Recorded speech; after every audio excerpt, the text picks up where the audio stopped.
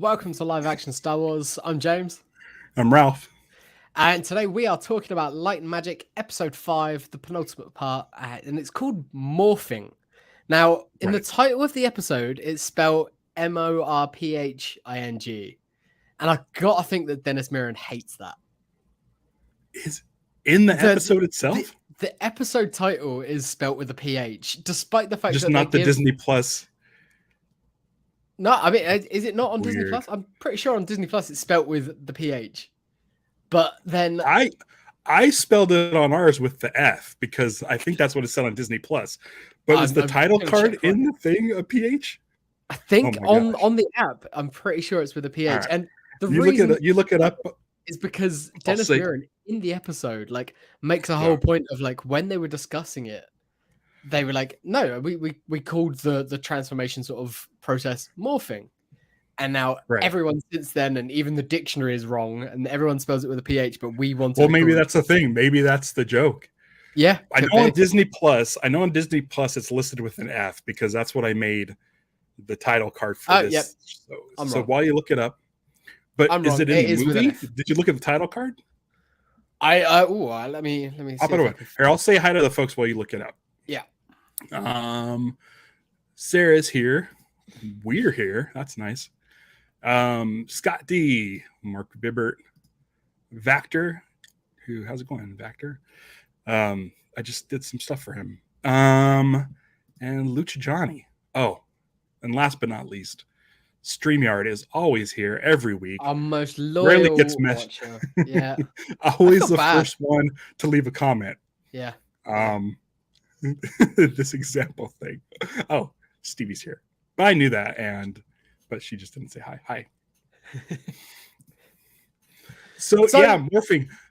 I was kind of hoping that this whole episode would be about the stained glass man, but obviously it wasn't. We got some stained glass man stuff. We got some. Stained glass man is one of those things. I don't know. I'm sort of. I don't know if it's obsessed is the right word, but it's like seeing Steve Gawley or John Knoll show up in a documentary. Yeah. Anytime stained glass man gets brought up, I get very excited. And dude, it still looks good. It is morphing. I was completely wrong. They did spell it correctly. They spelled it with an F. They spelled it correctly as Dennis Mirren would be happy. So my mistake. It was quite late when I was watching it last night. But it also proves Dennis Mirren wrong. That everywhere. Oh yeah. Well, everywhere outside of the family, I can imagine, sort of says it.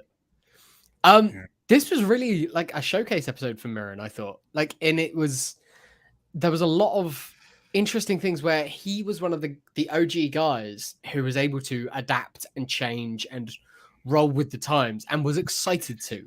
He didn't seem to be doing it begrudgingly. Some of the others moved on and they carried on, but he seemed to be excited about pushing technology forward. Right. This also sets up a rift between the model makers and the computer generated guys, which is, I'm assuming, going to have a lot to do next week with Jurassic Phil Park. Tippett, Phil Tippett and Dennis Mirren.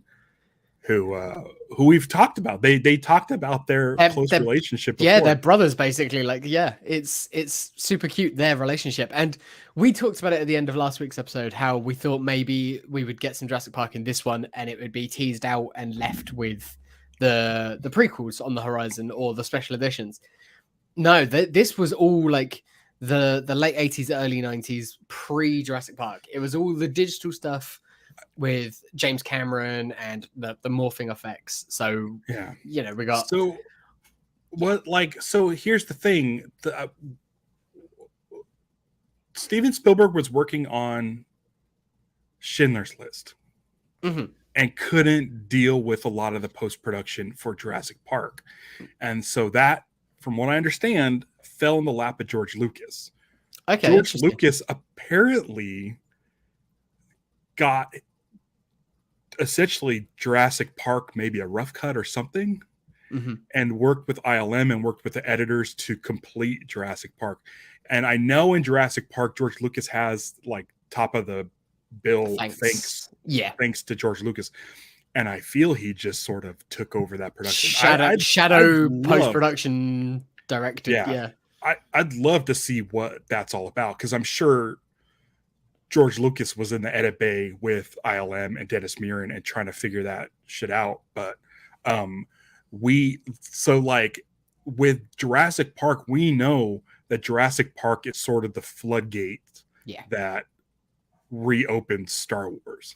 And it was what gave George the confidence. So having him there being like in it would give him the confidence to sort of be like, I can make movies again. I feel like I'm ready to do this again. Yeah. So with this one teasing Jurassic Park, it's the next one is the final one, right? And it's gonna get into Jurassic Park, the floodgates, special edition, maybe a little bit as a test, and then I would think, and the prequels, and then after the prequels, every movie changed since then. So I see them doing like a again, we're speculating on stuff everybody in the chat's probably already watched. A montage of I'm Marvel. Assuming Marvel and like I can't think of any other leaps. It might end with like Luke Skywalker and the Mandalorian. Yeah, I mean, possibly, but there's been so many like other specials just specifically about that. And with all the Marvel releases now, like we've especially since Disney Plus launched, we've had a dedicated doc for each of them. So they don't need to really touch on them. But we've got Iron Man in the opening credits of this. So they're definitely going to sort of at least get to 2008, I'd say. Right. But I feel like, as far as like this story goes and ILM, I feel like it's gonna end with, it's like a montage. Like we're gonna get it. Once we hit 1999 and DVD the Phantom releases. Menace release, we have DVD releases, and the DVD releases have the rest of the story. Exactly. Every single effects thing. It's the appendices. Yeah, the appendices are like or the list of citations is like, here you go for further reading. Go watch this special edition, this documentary, like all of the rest. Stuff we've covered. Exactly. Or just if you're interested in only the Star Wars stuff, just keep subscribed to Live Action Star Wars. We got you covered. Yeah. We'll do the homework for you. Not a lot of Star Wars talk in this one, which is fine. Again, this feels like a vacation. This really does feel like a vacation, and I feel bad because I feel like I've been like neglecting Twitter and Instagram and stuff, but there's so much Star Wars stuff out there, guys, that like, and there's so much coming. There's so much coming at the end of the year. Like between, like we'll be covering Andor as our focus, but like there's other things coming down the line. I'm gonna book episodes. There's gonna be, we might end up doing a special episode about Bad Batch if it's particularly good, or like a little mini episode, or if we have a guest on that wants to talk about it. Like I'm sure that these things will come up. Like there's a lot coming at the end of this year, or just in a few weeks' time. So this is our summer vacation, and it's nice. Yeah, because I love Star Wars, but Sky, sometimes I can use a break from Star Wars all the time. We talked about it a lot in our early episodes. Like we had decades at times where there was nothing.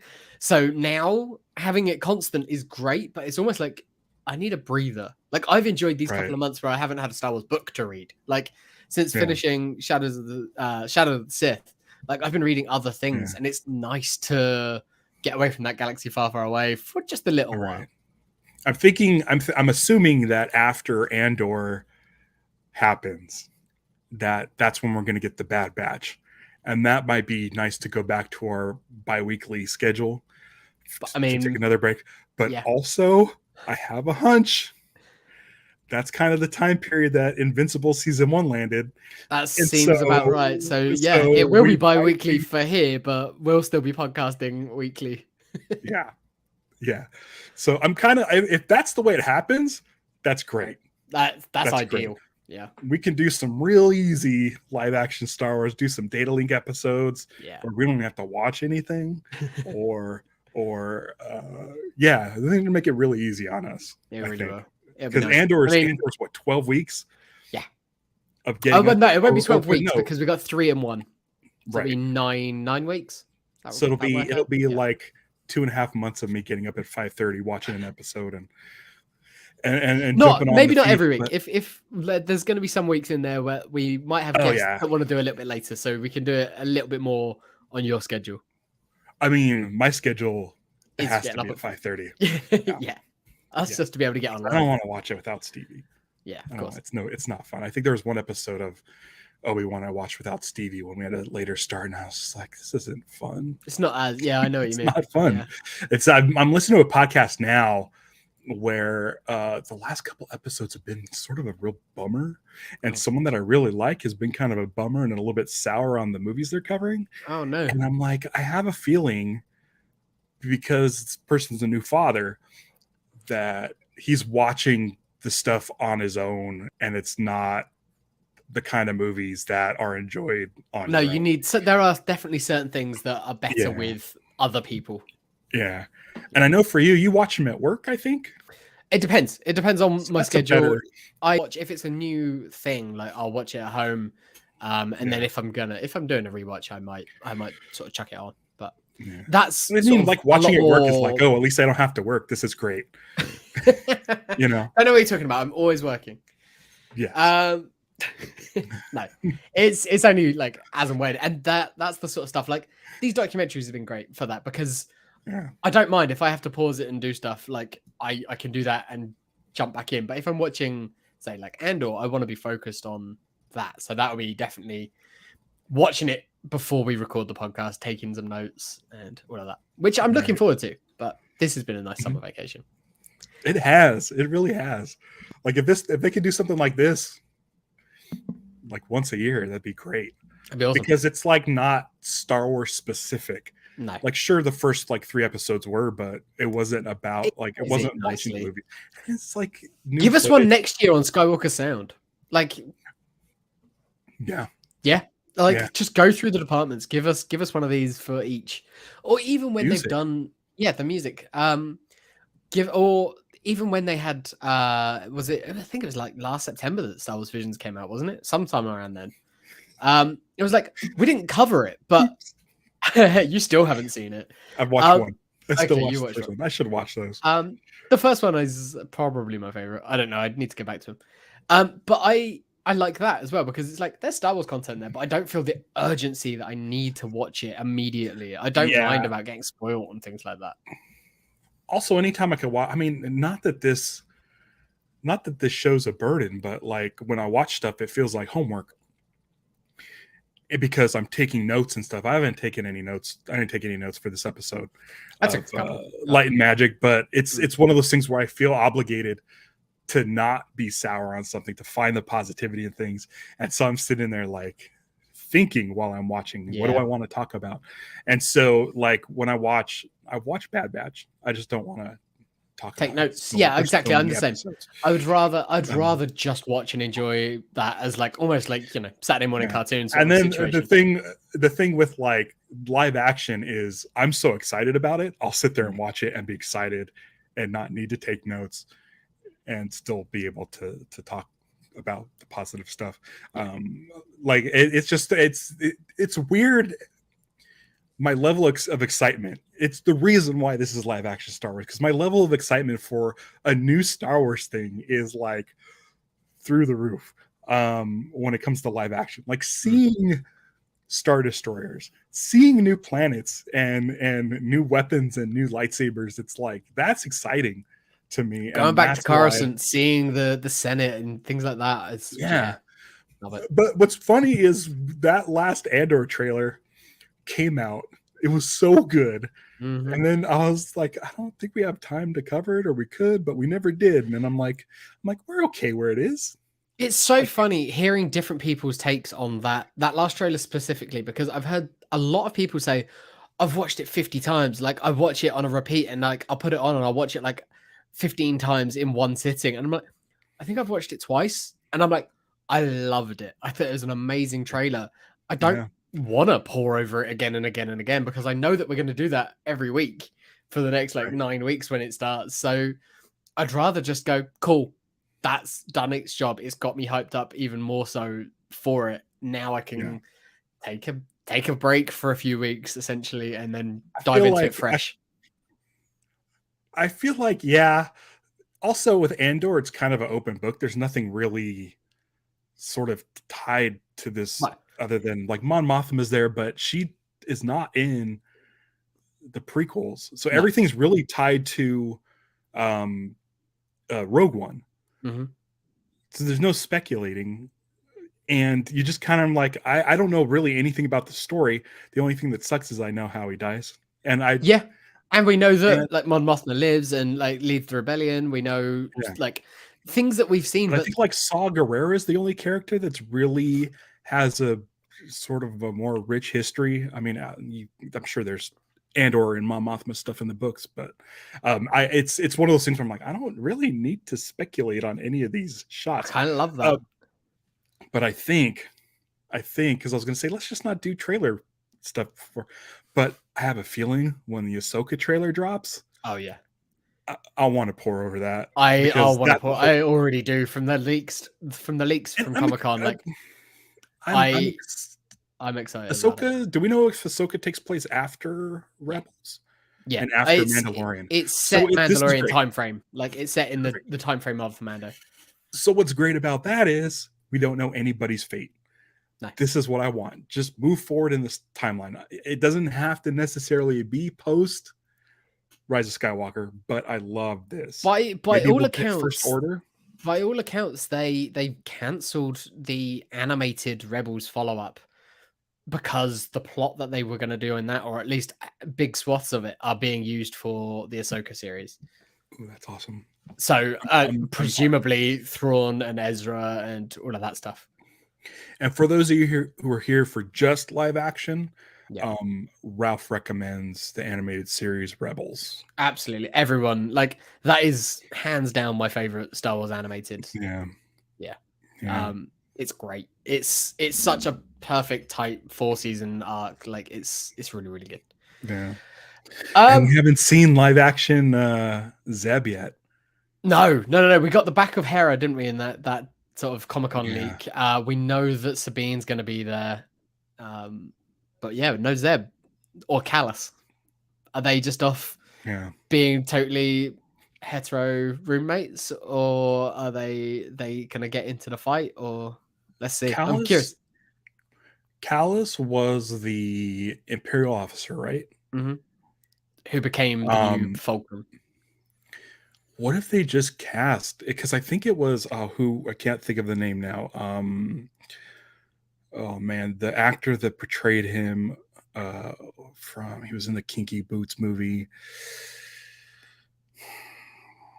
No idea. He's black. Okay. He's of African descent. Yeah. Ejiofor? Oh, Chiwetel. Yes, I believe he played Callus. Okay, cool. And that would be kind of fun if they just could. I don't know what kind of backlash. I mean, unfortunately, we've seen what the ugly parts of Star Wars internet does. Right. So I'm curious to see if the Rosario Dawson taking over for Ashley Eckstein group, where it's like she's the voice, she should be the character. Where that would what would happen if you had the original actor who's of a different color portray the same character?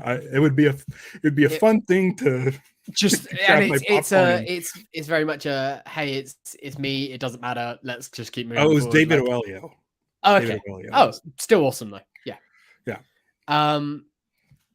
No, it'd be cool. It'd be interesting to see if they did that. I don't think they would, unfortunately. But I mean, especially considering they've recast like Thrawn and everyone and all of those guys. Like basically, like the live action. Do we know about Thrawn? Not officially, but there's been a lot of speculation and like leaks and things. I think I don't know if it's been official. Did they flat out say that Jude Law was in Skeleton Crew and Skeleton Crew is not about Thrawn? Well, they've said that Jude Law is in Skeleton Crew, but they haven't said that he's not Thrawn. That's he'd just be pretty good as Thrawn. I think he'd be pretty good as Thrawn, like especially like the sort of slightly younger Thrawn that we got from Rebels. Like they seem to age him down just a little bit from like the way I always pictured him in books. I want to see Captain Pelion. There's a character you could like do whatever you want with in this now. Like he got name dropped at the end of Rebels, and as fans of Heir to the Empire and the old Timothy Zahn like original trilogy of his books, like let's get Scott. Is it you that is a big fan of Kyle Katarn? Kyle Katarn's great. He could fit in there, right? I mean, that is who. I mean, he's actively sort of said like anyone that I talk about wanting to play, I've definitely will never play. But Rahul Cooley is a big Kyle Katarn fan, and has posted like some shots of him. Like he'd be like, I think I could do Kyle Katarn really well. Yeah. But he's made a point. Ezra I know that's the thing. He's made a point so many times in like various different places. Like I will post a lot of fan art. He'll share fan art if it's really, really good and it excites him because he's like, look at this. This person's put in all this effort and he's made this cool bit of fan art of me as Mr. Fantastic or Kyle Katarn or Ezra Bridger. But he's like, I'm posting these because I know that I have absolutely no chance of them ever coming to fruition. If it's something that he has a shot at, if it's something that there is open auditions for or anything like that, he's like, I'm not going to talk about it publicly. Why would I do that? I'm a professional. So getting him in a Star Wars somewhere at some point down the line, I feel like it's going to happen. I think it's got to happen, but I can't imagine it's any of these characters that we even know about yet. It'll be something obscure or something brand new, which brand new would be perfect. Brand new is exactly Coley as pilot. I could see him in a flight suit. I could see him as a Jedi, like as a Jedi or a smugglery scoundrel type. Like give him one of those sorts of roles. It'd be great. Yeah. But we'll see. We have gone 22 minutes without barely talking about live action. So, light and magic. Sorry, we normally do that at the end of these light and magic episodes, but we're getting a Star Wars talk out because there's not, as you said, there's not much Star Wars in this episode. What we do get though is George Lucas, John Knoll, Joe Johnston, Dennis Muren, all being like the most pro. Let's move to digital people in ILM. Before we get the sort of the counterpart, like the guys who are a bit more hesitant and resistant to it, we get those guys, and it really feels like. I mean, Joe Johnston was at college at this time, but with the introduction of John Knoll into the team, it really feels like this was. I had no idea John Knoll was on the set of The Abyss. Yeah, he was like the point man. Like The Abyss is the thing. You think, of course, Stained Glass Man. We all know Stained Glass Man and love him. That was and a there proof was of some concept CG stuff, but yeah. I think Stained Glass Man's like a total of like maybe 20 seconds, something like that, screen time. Amazing. And kind of spearheaded by John Lasseter, who has sort of been problematic. So I mean, it's kind of just gloss over it a little bit. It's talked about as like the first Pixar thing, really. Which makes sense. And I want to say there's some CG stuff in Labyrinth. The opening has like a CG owl, I believe.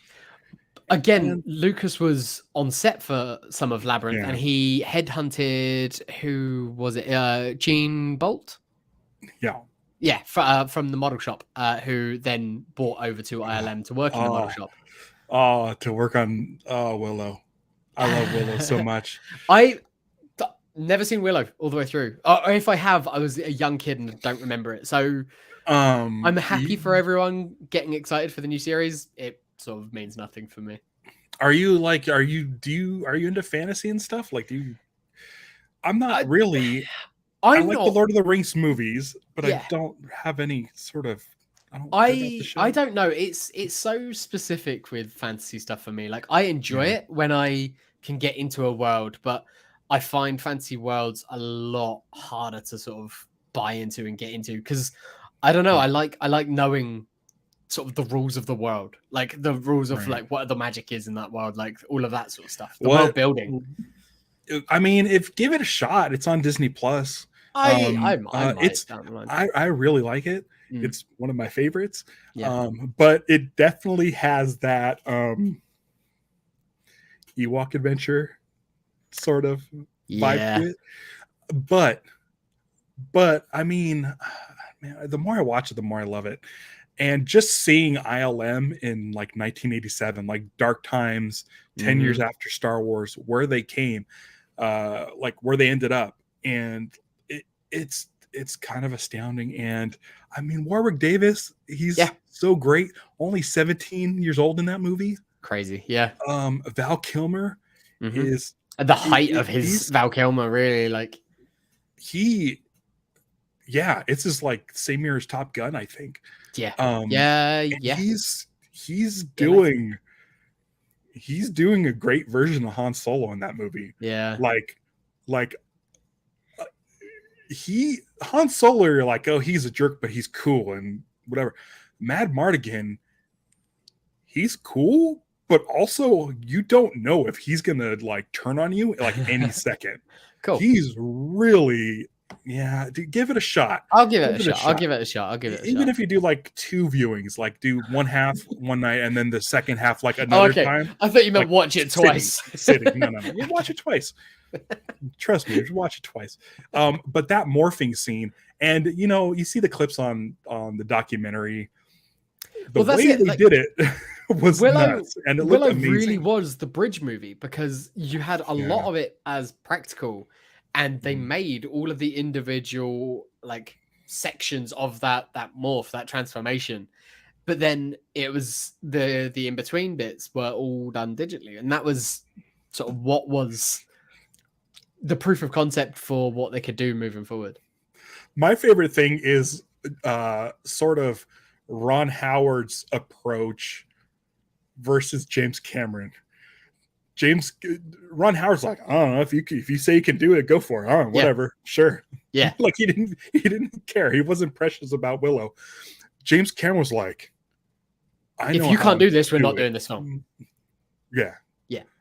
But he was like, I had my way. I'm going to do it in a translucent clay, and I'm going to do stop motion and do projections, and he's very, very not trusting of Dennis. He also had an idea of what they would do, because like he's more tactile, he's more hands-on, whereas I feel like because of his background as an actor, Ron Howard is probably like, movie magic, like you guys will figure it out. Like I can tell you what to do and you'll do it. Whereas Cameron, coming from a behind the scenes perspective, he's like, this is how we'll do it. And he comes from a special effects background as well. But he's also so precious about it. Yeah. And what's funny is the difference between James Cameron and Ron Howard is, let's say, their biggest movies, Avatar and Solo.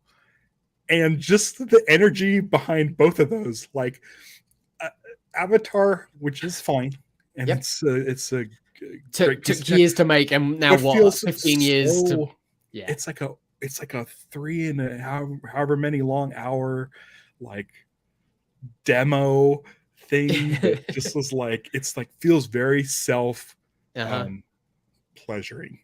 Whereas Ron Howard came into Solo and bust out a movie in 6 months, sort of thing. Like, let's go make motion pictures. It's fun.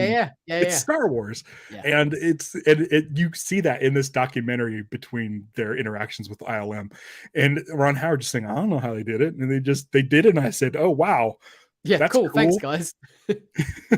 and that shot of the morphing is a static shot, whereas James Cameron's like, no, I'm moving the camera. Don't tell me what to do. And it's like, okay, dude, okay. But I said, like, and John Knowles, like, oh shit. Young kid John Knowles, like, they're on set photographing every inch of it so that they can get the reflections and the refractions. And he's like, well, no, some of it's going to be handheld. The camera's always going to be moving. And they're like, you want us to do what? And again, like, that scene doesn't need to be in that movie. No, it really doesn't. No, but having it there is the thing that everyone remembers from that movie. Yeah. And then of course, like 2 years later with T2 coming out, and he talks about his lack of faith in ILM. Yeah, and they got his thing to work. Yeah, and then he's like, oh, they got my thing to work. I'll just do whatever I want now. And he's just like, I'll make a man made of metal. But it's the fact that he went to Dennis, like him and Dennis clearly have a good relationship. And he went to Dennis Muren and he said to him, like, can this be done? Can you do this? Because if not, it would have been a complete rewrite. I think we would have had a different sort of style of Terminator. We wouldn't have had the liquid metal T-1000. 9 months? 9 months? Wild. and they said it was what, like 44 shots or something, or 42 Yeah, shots. I'm like, up from like 7 in The Abyss or something, like, or like 45 total screen yeah, seconds in The Abyss. which I'm like, wow, that doesn't compute, only 44 shots, Yeah. because the T-1000 is like in the movie, but I guess, yeah, they used a lot of Stan Winston, who comes back in Jurassic Park Yep. to do the live action version of the dinosaurs for It's weird, isn't it? Stan Winston Dennis Muren's team. Studios aren't a part of ILM, but they've worked with and have been sort of so integrated in Yeah. so many of these key projects, especially around this time with the transition period from practical to digital. Mhm. Stan Winston being like from that Harryhausen school, essentially, of stop motion, of big puppetry. Like, it's Stan Winston gets all the credit he deserves. He's a master of his craft, but Yeah. it very much was the bridge into the full digital ILM takeover, essentially. Yeah. There's a lot of Dennis T2 in this Muren. episode, and I Yeah, am yeah. here for all of it because Terminator I 2 wanted to is rewatch it. what I watched it about a month ago, maybe 2. It's one of my favorite movies. I It's absolutely so adore that movie. okay. I love T2. Mhm. It's the first R-rated movie I saw in the theater. I saw it far too Unattended. young. I think I saw it probably in 92 or 93 as soon as it was available at Yeah. Blockbuster. I think if it was released now, it'd be PG-13 minus the swear words. I think the Yeah, swear words is because the probably. violence is all. There's not really anything bloody. I don't know. It's like the It seems so taking the arm tame. off, taking Yeah, the it's arm, yeah. like you look at what's on TV now. Oh, Anyway, yeah. I love T2, but I think Terminator 1's still the best one. I mean, they're so The different though, isn't it? It's story, like right? Alien and Aliens. They're such different movies. Yeah. But that shot that Dennis Muren talks about with the T-1000 walking through the jail bars, Yeah, um, such a good shot. baffling. It's still Yeah, bad, and they do two angles. They do two angles on it. They do the close up of the face, and they do the upper one. And and then the Cameron, wider shot with the gun. and then yeah, Cameron knowing to do the gun is like Perfect. the icing on the cake. Like, Uh-huh. oh, it sells it. It totally sells it. And It's so it it keeps it in like the rules of everything that's been set up and talked about and established. The writing on that film is underrated, I think. Like, yeah, okay, the first Terminator probably is a tighter story and everything, but T2, it just expands the world the perfect amount. Like, there shouldn't be anything beyond T2, but yeah. I it feel like a movie now. The Liquid Man would run through like a whole bunch of bars, I'm sure like that they did super that in quick and didn't they do that with the last one? The not the Ego Luna, the the the other one Dark that came Fate. back, Dark Fate, yeah. Which of all of the bad sequels was my least like it was the least bad. It was the one that I preferred out of all of them, Right. but they're all bad. Um, but yeah, like I'm Yeah. sure that they did something like that where he was just like, you've gone with the liquid metal thing again, but it's like, but now he is guns. Now he is just everything. And it's like, whatever. Yeah. Scott D mentions it here. Yeah. Sarah Connor Chronicles is the best sequel to T2. That was a great show. I haven't seen it. I wonder if that's available somewhere. I'm sure it is. I think I looked it up, and in the UK at least, it's not available anywhere unless you're buying the whole thing. Oh, Yeah, that speaking of the expanded the UK, world quite nicely. speaking of the UK, there's word in the UK apparently that's a little more sensitive than here in the United States. Uh, it was in the news recently that both Okay. Beyonce and Lizzo had to change lyrics in their song Oh, really? because the word spaz is insensitive. I mean, yeah, I It's not guess really over here.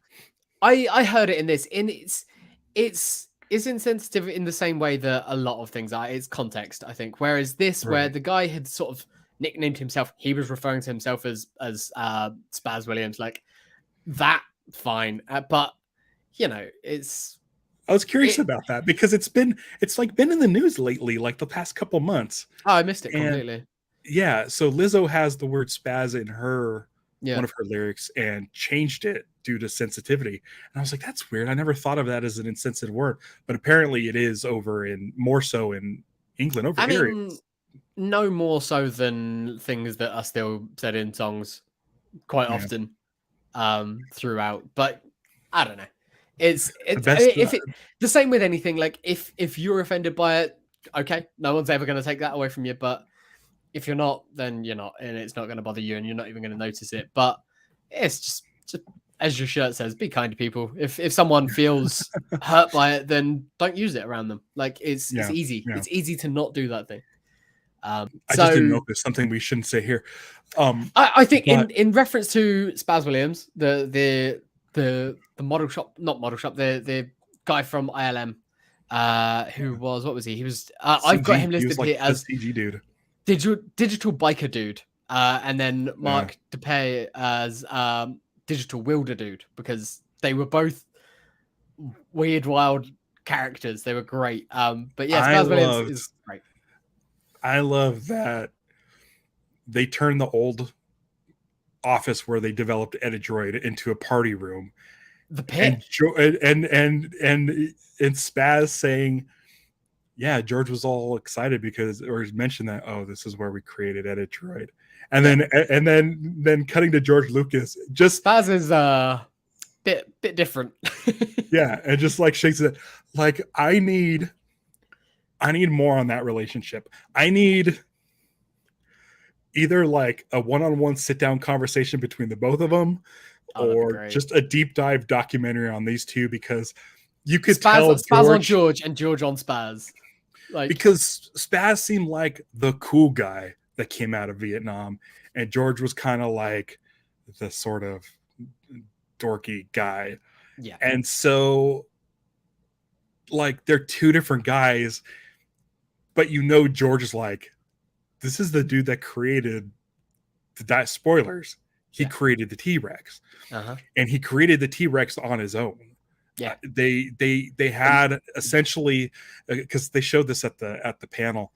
Phil Tippett was the guy, and then they said, well, maybe we could do it in CG, but it won't look good. And Spaz just took extra time out of his day to work on this T-Rex skeleton, and they were like, oh shit, this is the way to go. So George, assuming he is an incredible asset, but at the same time, probably there was friction personality wise. But again, for George, it's probably one of those things where it's like he's getting the work done. Yeah, and he left him to it because he's like, he's getting the work done, and the work is good. It's what I want. So yeah, he might not see eye to eye with me. He might not exactly be another protege of mine, but it doesn't matter because he's cultivated this great group. He's the one that created the how to make the guy go through the bars. Yeah, like the physics simulations. Man, the relationship between DePay, is it DePay? Mike DePay, and Spaz, were like, those two together was like your it was the Dennis Mirren and Phil Tippett sort of relationship again. It was like those brothers in arms, like that's your tag team right there. And the pit, just seeing them in the pit just felt like, and I mean, yeah, okay, you put Guns N' Roses in the background over the shots, and it's like, it just feels like the most 1991 thing ever. Right. The camera footage of their VHS-C cameras that they were using to film stuff, and the music and the parties and everything, and like the flannel starting to come in at that point. It looked so early 90s, and it was like, oh, this is perfect for the guys who are making Terminator 2. Right.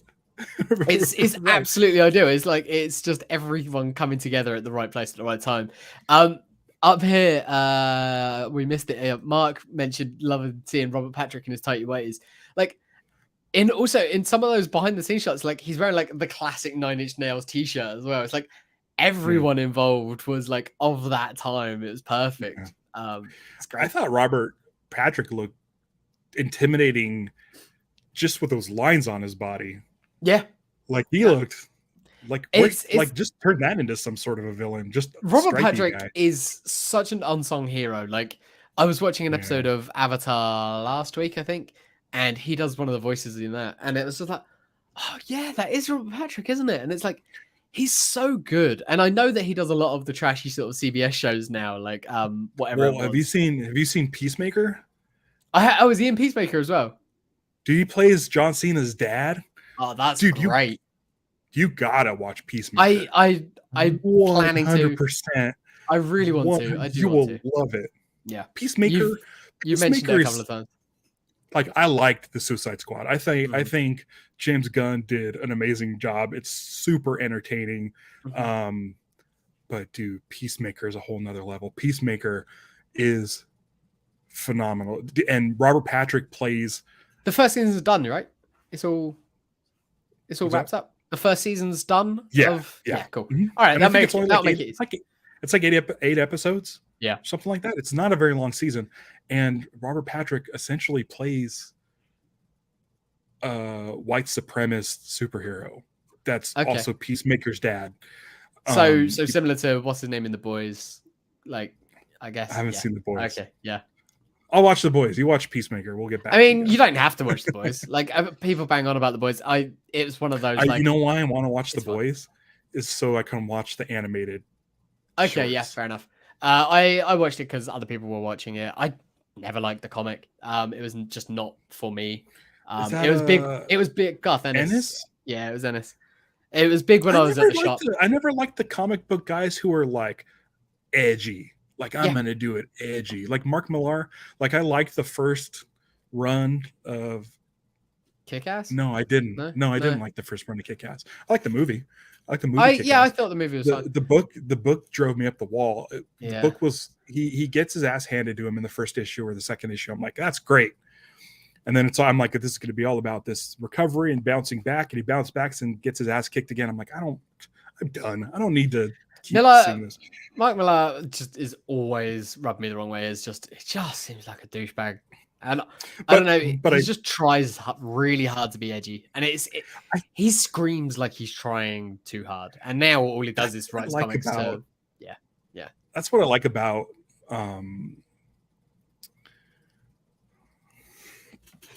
we both used to work in comic shops. It's been a while. Kirkman, yes. Because his books are so effortless, and then you forget. It just kind of lulls you into like, oh, you're reading a comic book. Oh yeah, wait.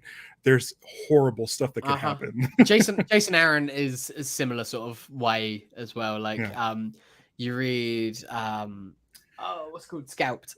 His like crime book set on a Native American reservation, and it's like, it's just a good book, and then something horrific will happen, and it sort of, it's a very tense, and you're on edge for a lot of that book. But when something bad happens, it's like, because the tension has been there throughout, it hits, and it's a, sort of almost in a Sopranos type way, where it's like something bad could happen around any corner, but it doesn't, and then when it does, it really hits hard.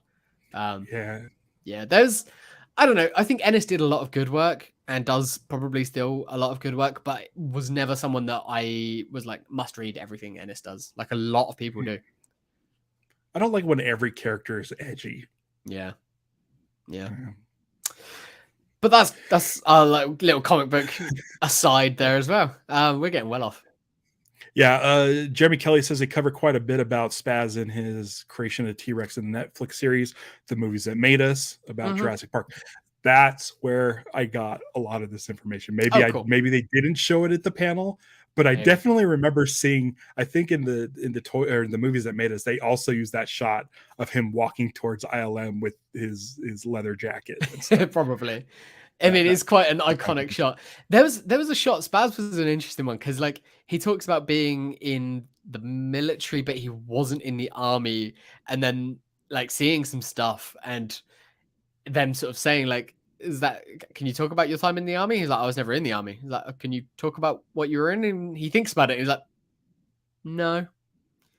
And it's like, so either he's playing that up because it's funny, or he was special forces of some sort. I think that's the first time we've heard Lawrence Kasdan talk on screen, because it's such a weird. It's a weird interaction, but it's pretty funny, and they obviously play it for comedy. And he's got quite a buzz cut throughout most of it, but there's a shot of him with sort of almost like a longer curly mullet, and he looked so much like Psycho Sid that I had to just make sure that at some point Spaz Williams hadn't gone off into the world of professional wrestling. because he looked like the sort who, like, in the he early seems 90s, like the kind of guy that would be part of his story. Yeah, like Like, at one point, Spaz Williams was like I don't know, a background player on WCW or something. Like, but yeah. No.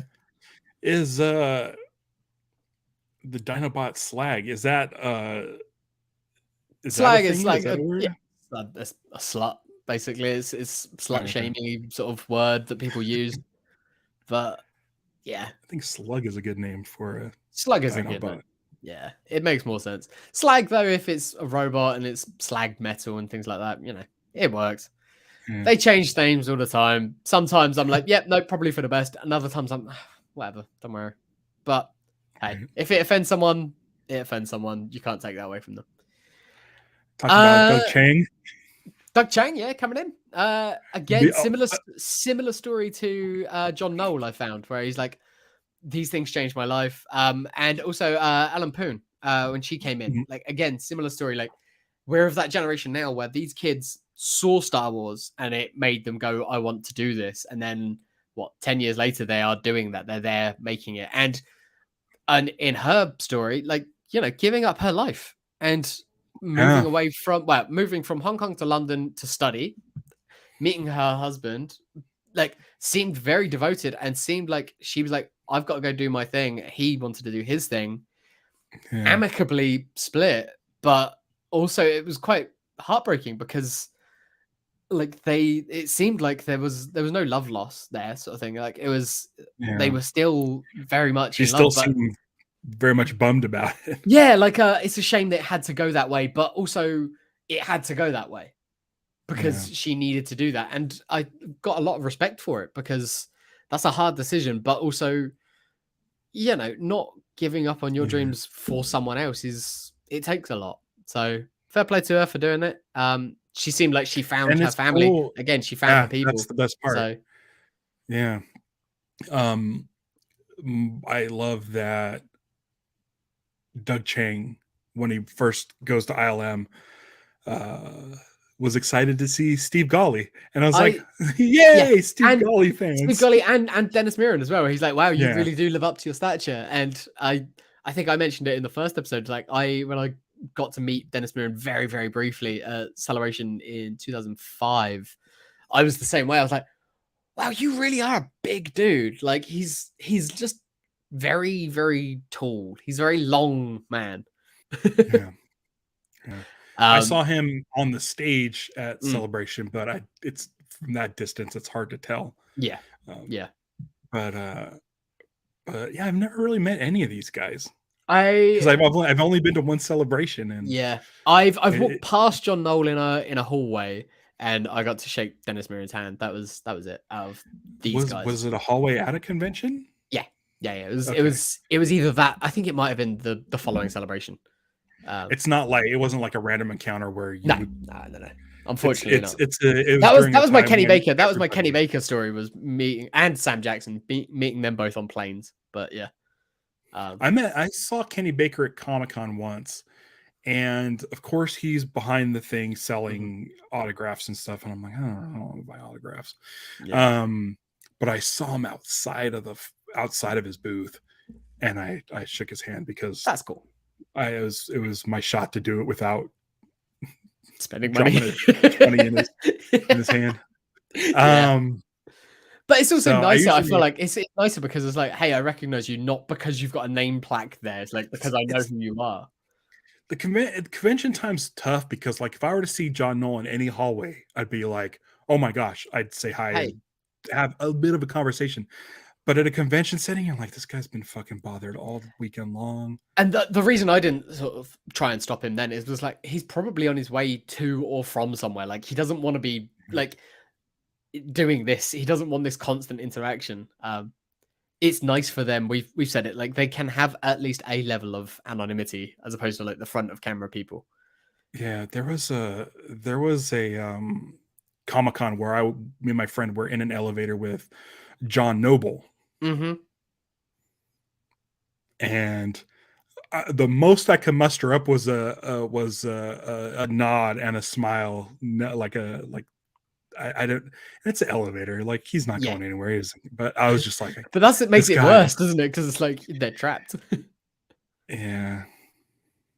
Yeah.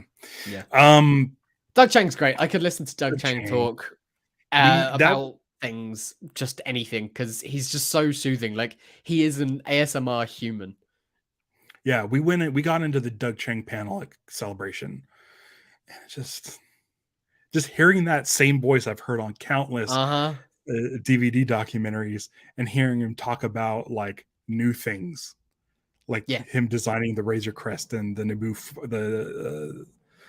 fighter for Book of Boba Fett and stuff, and I'm like, oh, this is great. He needs to just put out like a series of podcasts of him just explaining one thing. Oh yeah, Doug Chang podcast. He was on the stage. Great. He was on the stage by himself. Oh wow. No moderator, no nothing else. Had the headpiece in and did it like a TED Talk, and I just for the full hour nonstop. That's when I last saw him. Was it Celebration in London? The last time they did it was 2016. I was only there for the day, and one of the sort of the panel rooms was essentially on the floor, but like curtained off. And I was like, I know that voice. I was walking past, and I sort of just basically ducked into the back, and it was Doug Chang doing his talk. And I just sat down for, I think I only caught the last like half an hour of it or anything. But yeah, it's just him on stage. He had some slides, and he was just going over it like a TED Talk presentation. And it was like, this is great. This is just so soothing and nice. Hearing him talking about the art and the process of it. And there were people sleeping in our row. Yeah. It's weirdly one of those panels that it's almost like a time fill panel because it's so relaxing. It lets you decompress. Yeah. But if you're into it and if you're interested in it, and even if you just like hearing that guy talk about some of the stuff that he's designed, it's always worth it. And I will always, if I've got the time and I'm not urgently going somewhere else, I'll try and get into a Doug Chang panel because he's great. And I'm glad that, because he's someone who stepped away from ILM and from Lucas for a while, or at least sort of stepped back, like post prequels, post episode 2, I think. So him coming back with the Disney buyout and everything like that around that time anyway, it's great. It's nice having him sort of essentially heading up that department now. Yeah, I feel like anybody in ILM has to take a break. It sounded like Dennis Muren took a break in this one just to read about. Yeah, he took a year off. Computer graphics. Yeah, he took a study year. Johnson. Well, Joe Johnston didn't come back, but yeah, I feel like. And what an amazing place that sort of like encourages that almost. It's just like they all get to go and do their own thing, like find their own path. If you're Joe Johnston, you're going to go become a director and make your own movies and things like that. If you're Doug Chang, you go off, I don't know, maybe do what, I don't know what he did in the interstitial time, but like, that's great that he got the opportunity to go and sort of explore a little bit away from it. And then, because then they can come back and they're more refreshed and they put out some of their best work. Yeah. It's great. It's really good. Yeah, I've got nothing else on this episode. I think we've covered everything else. My only other note here was Terminator 2 is such an amazing movie because they talked about it a lot, and that then led from Terminator 2 to Jurassic Park, as we said, and that teases into next week's episode. Yeah, and the next thing after Jurassic Park, the next big breakthrough in visual effects would be Episode 1, and then that's we all know what happened after that. We all know where it went after that. Yeah, there was no more Star Wars movies. That was it. Like that was just they just did one more, and that was it. Sad times. Yeah. But it is fun to revisit the dark times. It's because that's the thing. Like we talk about them in dark times, but there was so much good stuff. It wasn't Star Wars, but it was tangentially related to. Like I think that's why I know all these guys. Yeah, it's because they were my only link to Star Wars, and I knew that. And we knew that the people behind the scenes of. That's why, like, for a long time when I was at that age, so like 91, that I would have been 4, 5 years old, and so around that time, I'm seeing these behind the scenes like videos or specials on TV or something, and it's like, okay, cool. So these are the only people that make movies, because the movies that I'm watching have the same people behind the scenes as the movies that I adore and have grown up watching. So that is what Hollywood is. That is what movies are. Is these like handful of people, and it's awesome, and they are still doing it today, which is great, or overseeing the next generation or the generation after that even today. Yeah. Alrighty. It's great. I'm excited. Next week's the last one, right? Yeah, I'm sad to see it go. A little bit of the vacation is over. Yeah. But then we've got a couple of weeks off in between. We've got some stuff lined up. We've got an Obi-Wan documentary to talk about. And then, yeah, maybe a couple of other picks, or one other pick, I think, possibly, before Andor starts, which is very exciting. I think it's 2 weeks. I think So we only have 2 picks. There's 2 weeks. So once this is done, our next episode will be on the 31st, and then we have like 2. You've already got your pick locked in. You haven't said it yet, but you've. Oh. It may or may not be locked in. Okay.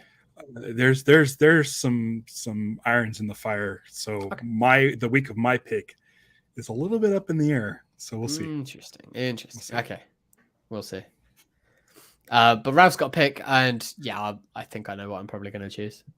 But we'll get there. We've still got another one of these left. So yeah. Where's the banner? Let's get the banner going. You want to do that? Yeah, why not?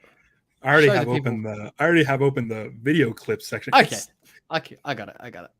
This one. So yeah, head over to youtube.com/live-action Star Wars, liveactionstarwars.com. There's links there to the merch, Twitter, Instagram, everything there is Live Action SW. So just go follow, share, tell your friends, tell your mum, and yeah, we will be back next week talking about live action. Light and Magic Part 6. I don't know what it's called yet. I'm tired. Live and action. And magic. Pretty good. I'm doing good this morning. Good. The sun has completely enveloped my whole. I thought it was just your natural glow. Yeah. All right, man. It was good talking. I'm excited for next week, and I really don't want it to end. No, but then also I don't want to see a whole thing on just like Marvel movies. No, like I watched Godzilla versus Kong yesterday, and I'm like, they can just do anything now. Anything. So I can't wait to see what the next big leap in breakthrough effects are, where it's like gonna like surprise me. I think we talked about it before. It's gonna have to be like photorealistic humans that we don't even know. Like they're just gonna have a human in there, and then they'll be like, "Oh yeah, no, that person was fake." Yeah, that's the way that they need to reveal it, though. Otherwise, people will nitpick. Yeah, I think it'll end with Luke. Yeah, possibly. Cool. All right. Well, until next week, until we talk about Light and Magic Part 6, don't give in to hate. Celebrate the love. Punch it.